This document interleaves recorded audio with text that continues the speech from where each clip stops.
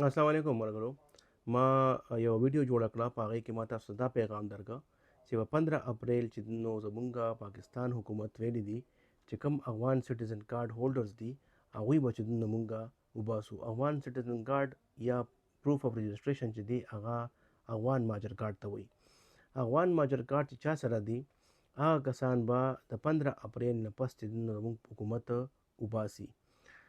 پیلنی چې کوم اپریشن راغی نو هغې کې د هغې نه پیله ما تاسو ته دا معلومات درکړی چې 3 فیزز به وي او پیلنی فیز چې نو هغه د غیر قانوني چې کوم دلته مقیم دي افغان مهاجرین هغوی چې نو پاکستان حکومت وباسل. بیا د هغې نه پس الیکشن راغی. بیا ما یو ویډیو ورکړه او په هغې کې تاسو ته ما وویل چې الیکشن دی ځکه چې زموږ ادارې بیزي دي او د دې د لاسه د اپریشن چې نو هغه ډیلی شو، لږ وخت چې ملو شو دي خلکو ته. بیا زموږ د خلک چې ریلیکس شو هغوی وی چېرې بس دا خو دې نه پس چې اپریشن نه دی را روان او بس خبره ختمه شوه. زه تاسو ته صرف او صرف دا ویډیو ځکه جوړوم او ځکه چې تاسو ته یو میسج د ویډیو په ذریعه درکوم.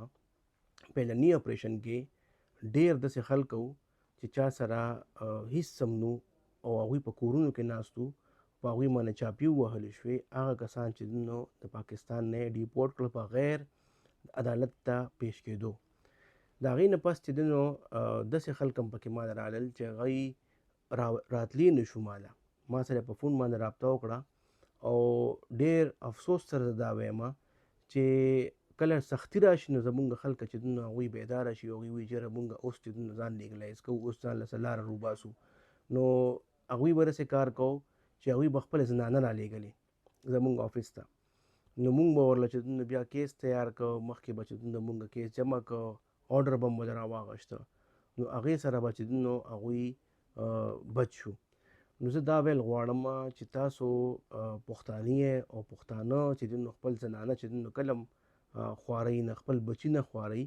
او پښتون قوم چې دی هغه په کار دا ده چې د پښتنو په شانتي خوی وي او پښتنو په شانتي خپل منډه ترنه په خپله کوي. نو بهتره دا ده تاسو د اوس نه 15 اپریل ته ویټ وکوئ او د اوس نه چې تاسو خپل ځان چې لیګلایز کړئ، خپل منډه ترنه شروع کړئ او ځان له چې پی او سی بندوبست کوئ، کو ځان له چې د شهریت بندوبست کوئ. دا تاسو اوس نه کولی شئ. 15 اپریل ته ډېر زیات ټایم دی. تقریبا د مارچ هم چې دا تقریبا تیر شو. 15 اپریل چې هغه پورې چې ستاسو هر یو کار چې کېدی شي.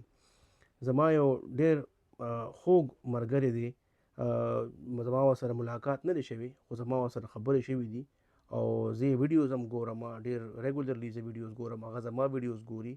هغه او ما زه چې هغه له کریډټ ورکوم سید کریم ته چې هغه د افغان مهاجرین دپاره د افغان قوم دپاره د ډېر زیات ایفرټس کړي دي او د هغه ویډیوز خو تاسو وګورئ نو هغه تاسو په هر یو شیز نه خبرئ. تاسو ته چې ایون دې پورې چې ما چې کله پی او سی کیسز وکړل نو هغه خلکو ته ډېر مشکلات و چې د پاکستان اوریجن کارډ دا فارم به مونږ څنګه ډکو. نو هغه باقاعده تاسو ته چلم وښود چېرې دا طریقه ده، دلته دا فارم میلاویږي په انټرنیټ باندې او تاسو دا فارم چې دې طریقې سره چې فل کولی شئ.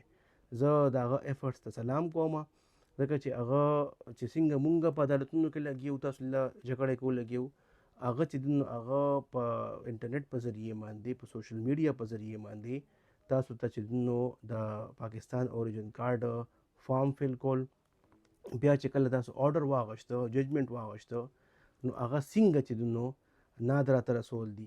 دې نه پس چې زه به سید کریم سره انشاءالله کوشش کوم چې ملاقات وشي. په خپل هم چې هغه بیزي شیډول به وي خو زه به چې هغه سره ملاقات کوم چې مخکې تاسو په دې وزارت داخله چې کوم دلته موږ کیسونه وکړو، وزارت داخله کې څنګه چې دا کیسز تاسو خپل هلته جمع کولی شئ او هلته خپل درخواستونه جمع کولی شئ او تاسو څنګه شهریت اخیستی شئ. نو هغه چې هغه مونږ سپورټ کوي هم او ځکه چې زمونږ کاز یو دی، زمونږ یو مطلب دی او دا نه ده چې لکه مونږ په سوشل میډیا په ذریعه باندې چې یا ځان ښه کوو یا چې ځان له چې ویوز زیاتو. خو اصل مقصد هم دا دی چې مونږ د افغان مهاجرین دپاره، د خپل پښتنو دپاره، د خپل چې دا چې کوم زمونږ علاقې دي دې ټولو دپاره چې مونږ کار وکړو. او بله خبره دا ده چې زه هیومن رایټ اکټیویسټ یم. زه په هر یو فیلډ کې چې لګیا یم کار کوم، خو زما ویډیو چې تاسو وګورئ نو هغه زیاتره چې زما ویډیوز هماغه افغان ریلیټډ ځکه وي ځکه چې ما ته پته ده چې د دوی تعداد ډېر زیات دی، د دوی چې مسلې ډېرې زیاتې دي، او دا مسلې چې هغه بغیر د اویرنس نه حل کیږي. نو زه تاسو ته خواست کوم چې تاسو د اوس نه چې کوشش وکړئ او منډه تړل شروع کړئ. روژه ده، خو دا ده چې لکه مونږ خپل د آفیس ټایمنګ داسې کړی دي چې مونږ د 9 بجو نه 5 بجو پورې کینو. نن هم چې تقریبا مونږ افطارۍ کې دلته د آفیس نه وزګار شو او بیا لاړو افطاري مو کړه. د هغې نه پس چې بیا مونږ 7:30 پونې 8 بجې راشو او د نیمې شپې پورې ناست یو ستاسو دپاره. او ستاسو چې کوم کارونه دي، ستاسو چې کوم درخواستونه دي، هغه مونږ عدالت ته یوسو. عدالت نه چې تاسو لا اډونه واخلو. په دې روژې کې چې کافي کیسز وشو، که هغه پیدایش په بنیاد باندې دی، پیدایش په بنیاد باندې ټول کیسونه شوي دي. په پاکستان اوریجن کارت دپاره دی، واده په بنیاد باندې، یا ستاسو ماشومان دلته شوي دي د هغې په بنیاد باندې، ستاسو چې نیکه چې هغه پاکستاني شهري پاتې شوي وي هغې په بنیاد باندې، زوړ ریکارډ په بنیاد باندې، یا تاسو دلته سټې کړی وي په پاسپورټ باندې 4 کاله 7 کاله داسې هم کړي وي. بیا چې افغان سټیزن کارت چې دی هغه چې چا سره وي او هغه دلته سټې کړی وي، نو هغوی دپاره هم چې مونږ لاره روباسله، هغوی چې هم شهریت دپاره درخواست کولی شي.